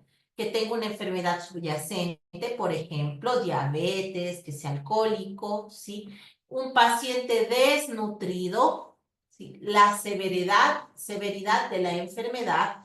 Si es que ese paciente toma antihistamínicos también, antiácidos, ¿no es cierto? Si es que ese paciente necesitó intubación mecánica, ¿ok?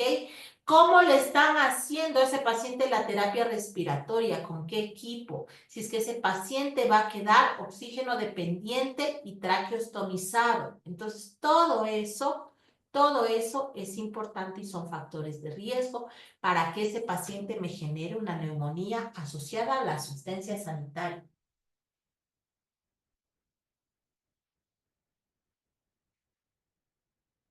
Y hablemos de nuevo de la cadena epidemiológica. ¿no es cierto? Por última vez vamos a hablar de la cadena epidemiológica porque es importantísimo, chicos, por favor. Recordemos que vamos a tener esta triada epidemiológica, que es un huésped susceptible, un ambiente que se contamine y un agente externo, ¿cierto? Siempre voy a tener esta triada para que se dé una infección asociada a la asistencia sanitaria. Mire aquí, ¿sí? Un agente infeccioso, reservorio, una vía de salida que puede ser contacto, por gotitas, por núcleos de gotitas también, un mecanismo de transmisión, la vía de entrada y un hospedero susceptible, ¿cierto?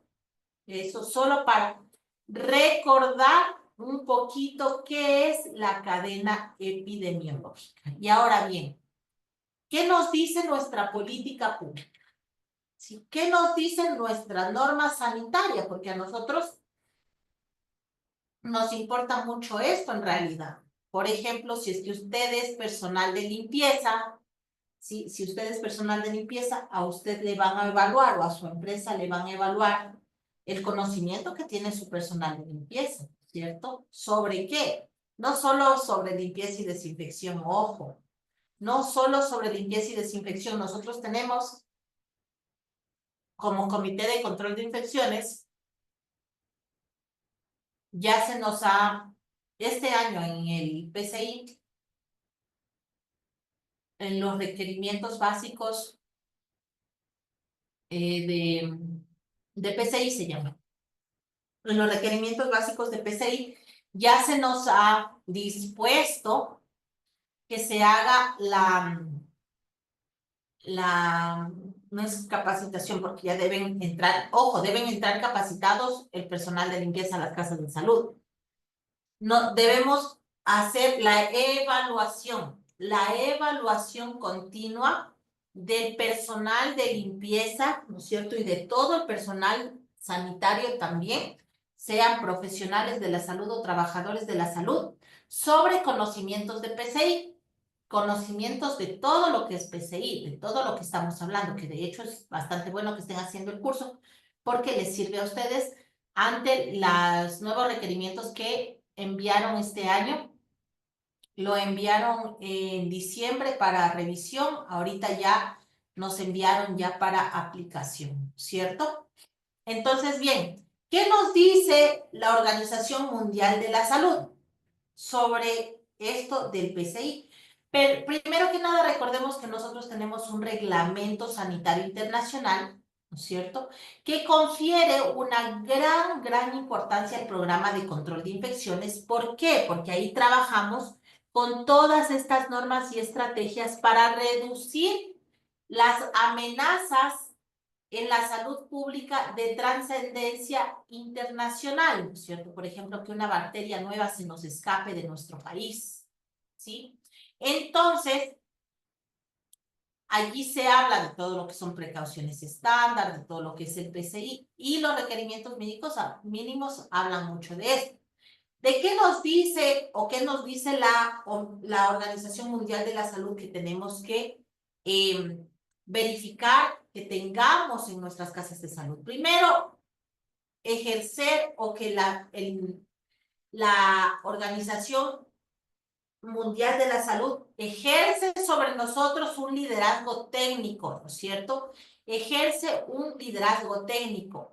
Ellos, la Organización Mundial de la Salud y el Reglamento Sanitario Internacional, juntos con los CDCs, ¿no es cierto?, promueven y coordinan el trabajo del PCI y la sepsis. Hace promoción y campañas mundiales sobre lo que es la higiene de manos y sobre otros temas de PCI, como por ejemplo, cuando hablamos de PCI hablamos de control de la tuberculosis, control del VIH, higiene de manos, seguridad del paciente, la resistencia antimicrobiana, ¿no es cierto? Entonces, se generan campañas y promociones que son mundiales. ¿Para qué? Para garantizar la educación sobre estos temas de PCI. Aparte de ello, también nos dicen que se pueden hacer medición y aprendizaje y presentación de informes sobre indicadores del programa de control de infecciones y creación de capacidad y apoyo técnico en los países según sea el caso o la necesidad de cada país para colaborar entre la Organización Mundial de la Salud y los gobiernos para implementar el tema de PCI. Ahora bien, ¿qué nos dice la norma técnica a nivel nacional? Porque en esto estamos hablando de normas técnicas nacionales. La norma técnica nacional de prevención y control de infecciones asociada a la atención de salud, que se llama PCI, así se llama, PCIAS, así se llama la norma técnica, ¿sí? Nos dice que la verdadera carga global de IAS todavía es desconocida, ¿no es cierto? Sin embargo, lo que hemos estado hablando, se dice que 1 de cada 10 pacientes se va a infectar de IAS.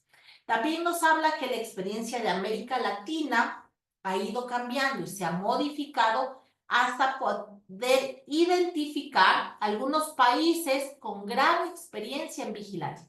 Por ejemplo, yo les dije, Colombia, Chile, ¿no es cierto? Son precursores.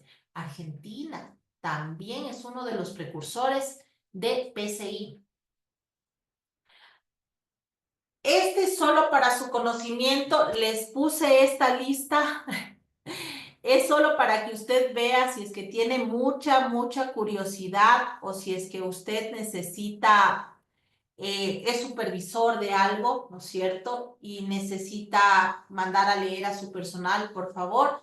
Aquí tiene todos los documentos que nos rigen a nosotros en las casas de salud sobre este tema de bioseguridad, de EPP, limpieza y desinfección, manejo de aislamientos, todo lo que es manejo de desechos, ¿no es cierto? Ahí están los nombres y los años en que han sido publicados estos documentos para su conocimiento, y si tiene la necesidad de enviar a estudiar o de que el personal se capacite, ¿no es cierto?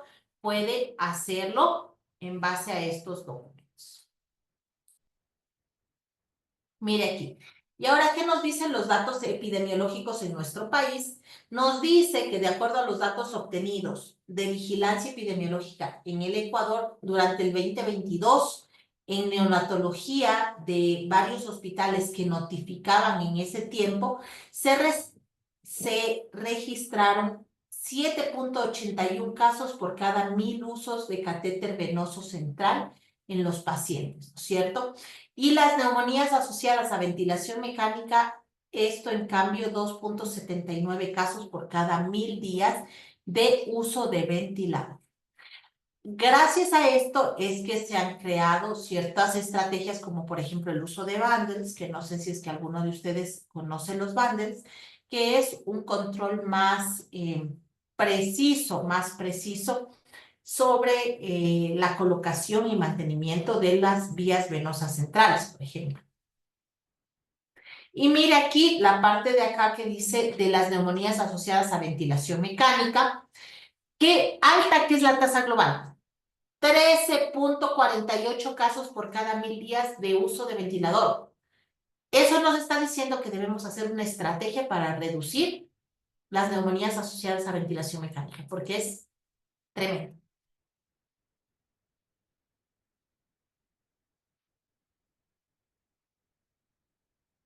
José. Vamos a hacer un poquito un paréntesis para responder la pregunta de nuestro compañero José, que nos dice, si un paciente tiene VIH y está indetectable porque toma los antirretrovirales, ¿no transmite el virus? No, José. Paciente que tiene VIH y está no detectable, ojo, hay que verificar carga viral menor a 50 o menor a 20, dependiente de la máquina, ¿sí? Por lo general, menor a 50, la carga viral es no detectable. Si el paciente está en esas condiciones, no es capaz de transmitir la enfermedad. Ojo, ojo. Actualmente hay una medicación que se llama PrEP. PrEP. No es como lo que estábamos hablando nosotros antes, que era la PEP. Esta que yo les estoy diciendo ahorita se llama PrEP. PrEP.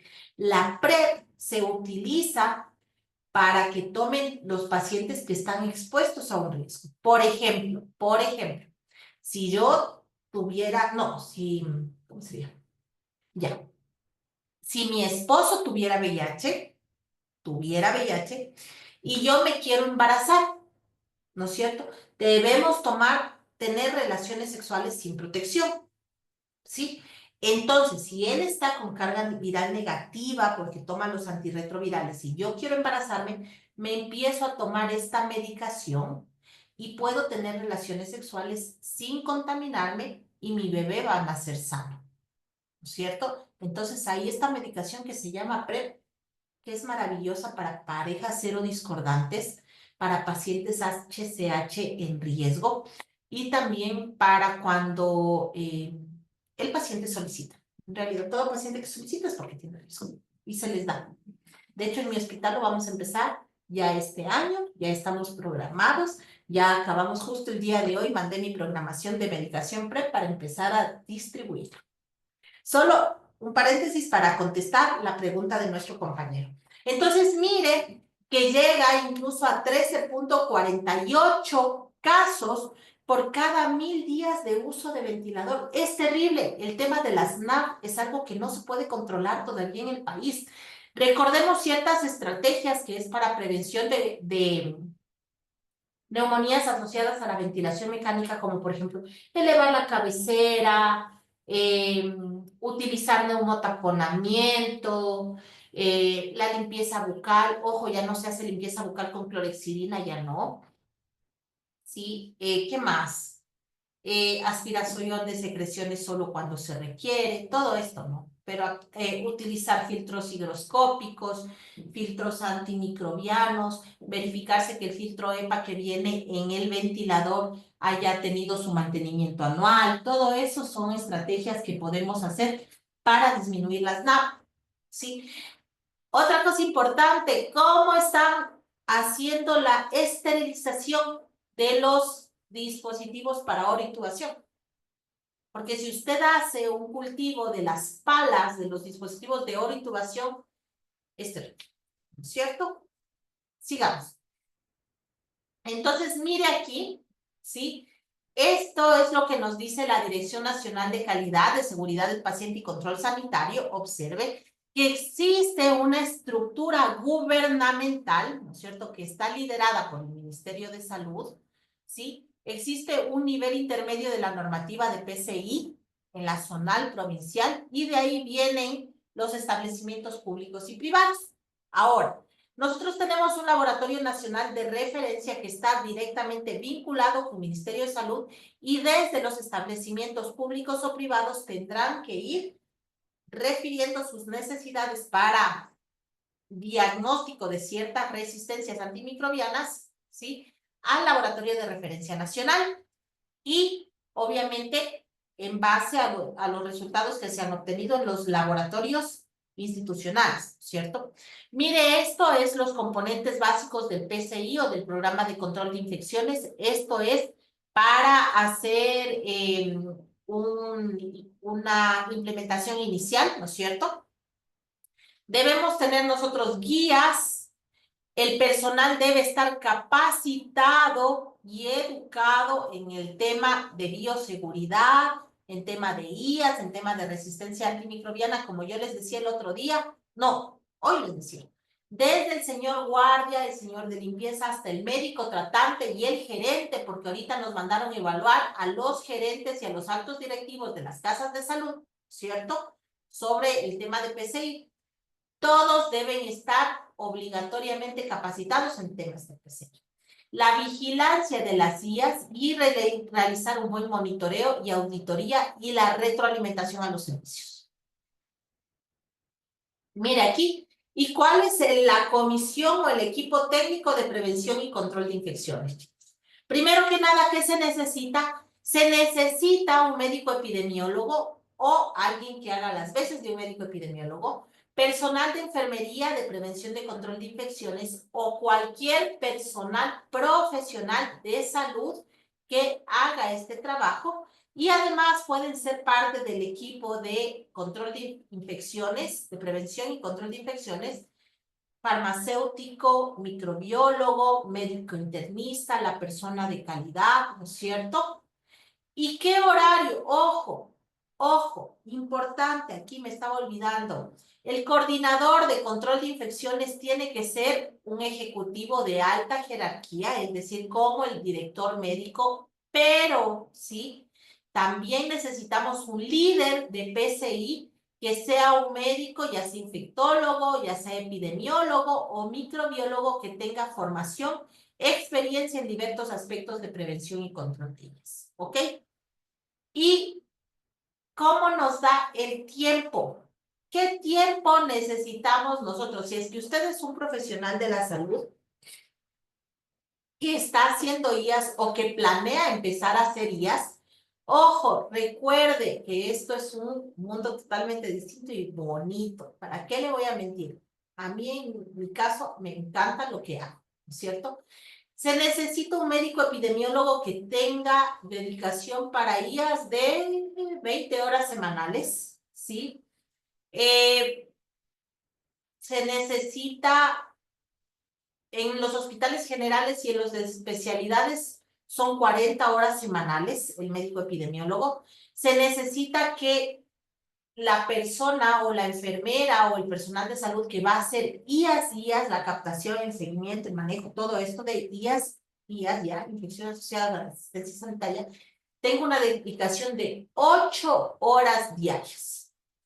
Es decir, exclusivamente para IAS, ¿cierto? Exclusivamente para IAS. Y la norma técnica lo que nos dice es que tiene que ser una persona cada 100 camas. Es decir, que si su establecimiento tiene 300 camas, pues se necesitan 3 profesionales. Mira aquí, ¿cuáles son las funciones del equipo técnico de prevención y control de infecciones? Estas funciones van a estar obviamente relacionadas con las infecciones que afectan a los usuarios en su institución, ¿cierto? Y mira aquí, ¿cuáles son esas funciones? Primero, debemos elaborar un plan de acción, ¿cierto? Del PCI, organizar la vigilancia de brotes, investigar los brotes que haya, supervisar técnicas, ojo, escucha aquí, y aquí entra bioseguridad. ¿Y por qué les estoy dando esto? Porque usted tiene que saber qué le van a supervisar, ¿no es cierto? ¿Qué le van a supervisar? Supervisar las técnicas asépticas eficientes en las prácticas de atención sanitaria. Elaborar protocolos relacionados con el PCI, ¿cierto? Desarrollar el plan anual de capacitación. Eso quiere decir que las personas del PCI tienen obligatoriamente que capacitar a todos los trabajadores y profesionales de la salud, ¿sí? Durante todo el año en PCI. Y tenemos que hacer un monitoreo y evaluación de las prácticas que se está teniendo cuando estoy dando un cuidado al paciente. Es decir, por ejemplo, usted es auxiliar de enfermería, viene el personal del PCI y le puede supervisar sobre higiene de manos, ¿cierto? Sobre uso de PP, cómo se está poniendo el uniforme, ¿cierto? Todo eso le puede supervisar el personal del PCI. Mire aquí, velar por la adquisición de suministros y productos sanitarios que cumplan con requisitos mínimos regulados por la autoridad sanitaria, identificar problemas, ¿sí? Y comunicar a las autoridades y colaborar con ciertos comités para mejorar el tema de adquisición de medicamentos. Personal esencial para todo lo que es PCI. Una enfermera o un profesional destinado con 8 horas para hacer el control de IAS, ¿no es cierto? ¿Por qué? Este profesional va a realizar actividades de vigilancia epidemiológica como es que captan los casos, que notifican los casos, que consolidan los datos, participan en ciertos estudios, ¿no es cierto?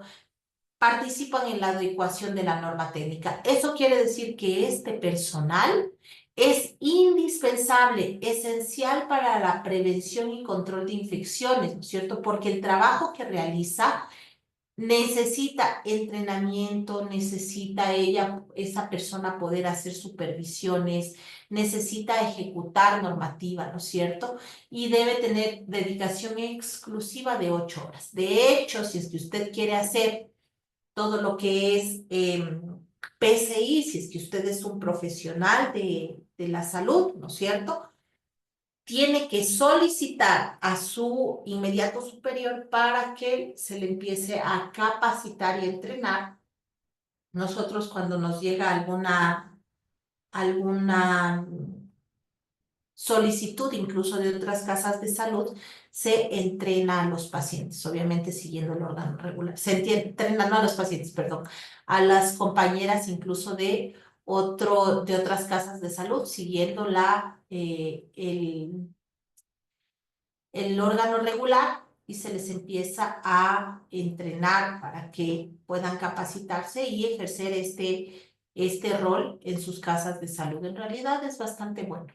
Sí. A nosotros nos tienen que ratificar cada año en los hospitales. Mire, esto es todo lo que hace nuestro personal de enfermería. Asesorar a los miembros del equipo de salud, por ejemplo. Usted es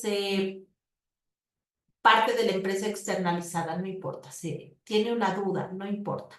Va donde el personal de PCI, donde la persona que hace IAS, y le pregunta, licenciada, ¿cómo tengo que hacer la dilución del cloro para un área que estuvo como una Klebsiella neumonía productora de carbapenemas? O le puede decir, para un área de aislamiento con KPC, ¿cómo puedo hacer la dilución? Está dentro de las funciones de ese personal asesorarle, ¿no es cierto? Asesorarle. Mire, también recordemos que las funciones del coordinador de la comisión o del equipo técnico de prevención y control de infecciones, ¿cierto? Primero, es una persona que tenga alto conocimiento, ¿sí? En infecciones. Puede ser un ejecutivo de alta jerarquía que tenga formación médica. Esto es importante, que aquí el líder tiene que ser un médico, ¿no es cierto? Y que tenga tiempo exclusivo para PCI, ¿ok? Aquí puede ser un médico infectólogo, un médico epidemiólogo, un médico microbiólogo, ¿no es cierto? Y que sepa de temas de PCI. Estas son las funciones que tiene ese profesional, ¿ok? Y ahora bien, ¿alguien tiene alguna pregunta, chicos? ¿Alguien tiene alguna pregunta? Puede ser una pregunta de todo lo que hemos visto durante esta semana.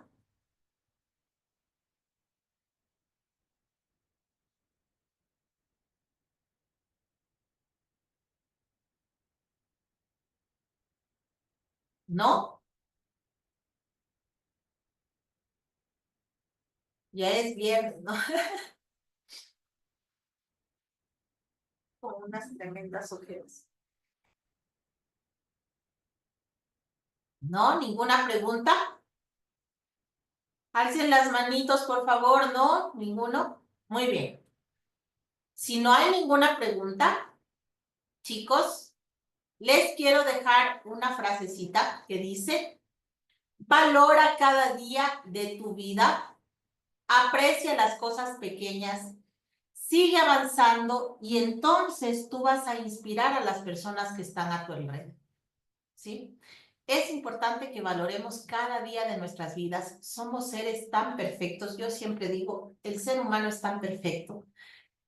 Somos tan bien hechos todos que somos como una maquinita que tenemos tantos engranajes y que vamos aprendiendo cada día más. En realidad esto es maravilloso de todos los seres humanos, que tenemos la capacidad de aprender y de desaprender cada día.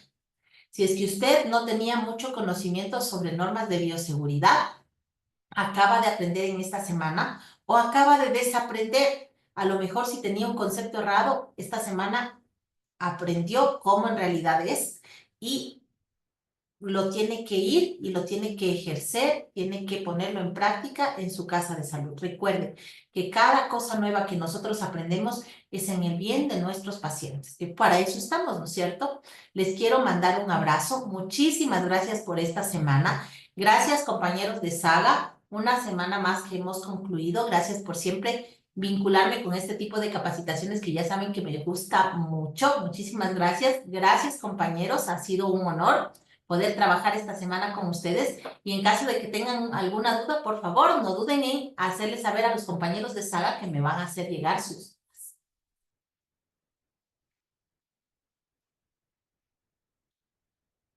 Sí, Ley. A usted, pues, mi estimada doctora, como siempre, agradeciéndole por sus excelentes capacitaciones, por compartir sus valiosos conocimientos con nuestros participantes. Esperamos pues tenerle en nuestras próximas capacitaciones. En cuanto a los participantes, pues muchísimas gracias por la confianza con nuestra empresa. Esperamos nos sigan en las redes sociales para que estén informados, pues, ¿no?, de las próximas capacitaciones que va a haber. Y recordarles, pues, como ustedes saben, que nuestro curso es de aprobación. A partir del día de mañana se les enviará lo que es el link para que puedan rendir la prueba, más el caso clínico de toda la semana que ha sido impartida, pues, por la doctora. No se preocupen, que es todo netamente de lo que han visto en esta semana. A partir del día de mañana se enviará, pues, ¿no?, ya las clases grabadas hasta el día de hoy, el material, y se estará recetando la prueba desde el martes de la otra semana. Esperamos, pues, tenerlo en nuestras próximas capacitaciones. Una vez más, muchísimas gracias y que tengan un bonito y buen fin de semana.